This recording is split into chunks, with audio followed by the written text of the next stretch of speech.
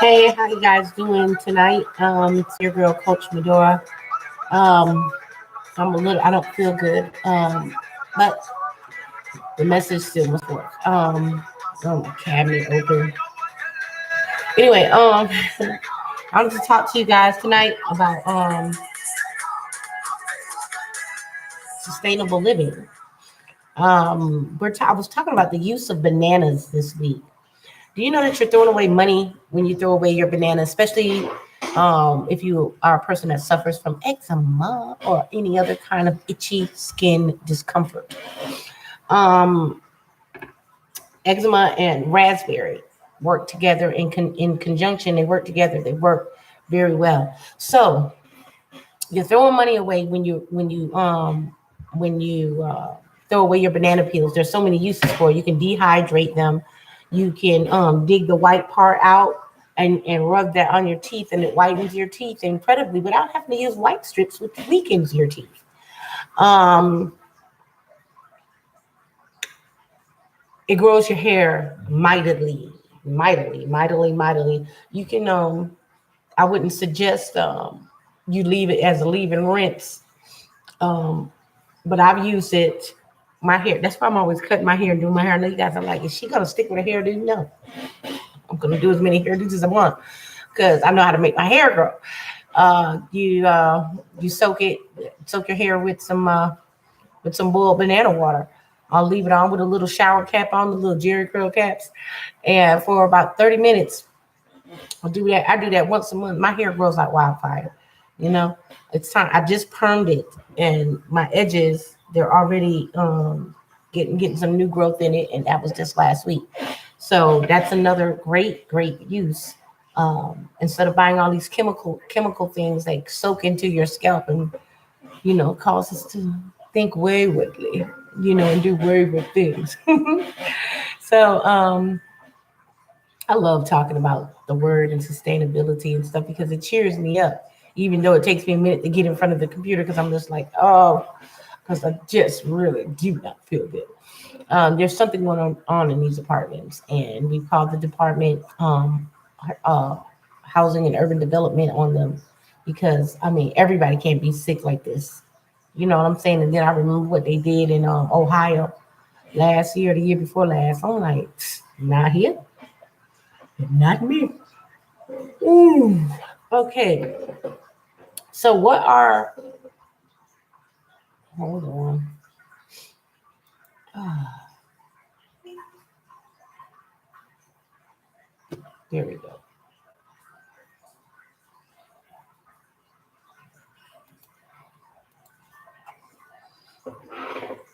Our supporting scriptures come from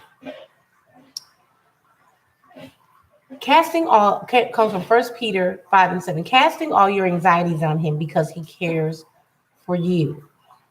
Okay. Now, if he's all sustaining, okay, we've already discussed that the kingdom of God is not sustainable, but it's all sustain. It's self sustaining and all sustaining, and it's a source of all sustainment. And it says, casting all your anxieties on him because he cares for you. Because he cares for you, you can cast everything on him. And once you cast those things on him, they're off of you. So not only is he sustaining load bearer, which helps you to sustain. Colossians 1:17, we talked about that earlier. He is before all things, and in him all things hold together. He is the glue that holds this universe together. If God said one day, oh, just bump it, I mean, we would not exist anymore. You know, thank God he's got a purpose and just doesn't do stuff like that. He's a sustainable God. Isaiah 40:29 says, he gives power to the faint, and to him who has no might, he increases strength.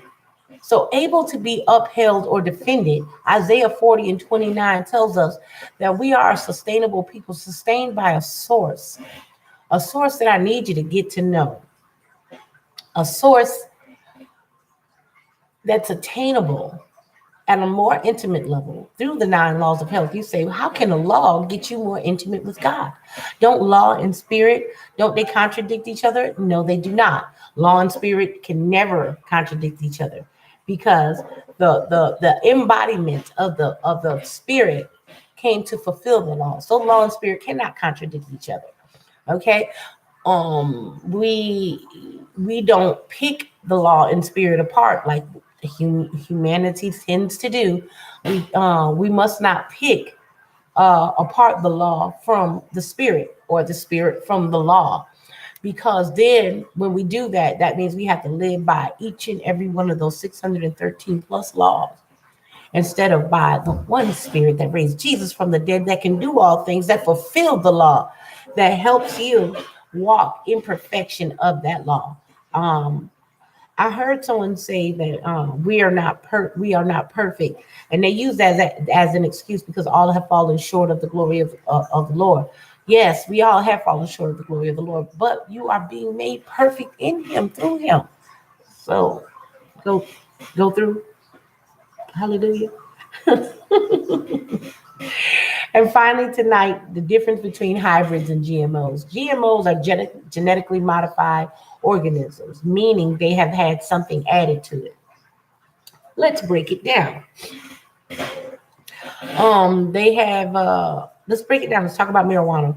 Okay, if you have a marijuana joint and you roll it up and you smoke it, that's a hybrid of a blunt, of a tobacco leaf and a marijuana leaf. However, if you add a chemical to it, such as cocaine, okay, now you have a crack blunt. It's not a lace blunt. It ain't boot. You're smoking crack and reefer together, because once you put the moisture from the marijuana, and there's always a little moisture to it, um, unless you're just smoking trash. I know about weed. I smoke plenty. Um, the moisture from the marijuana is going to react with the cocaine, the baking soda, and whatever else is in that substance. And now you're smoking something that's a new drug altogether. That would be an example of a GMO. An example of a GMO.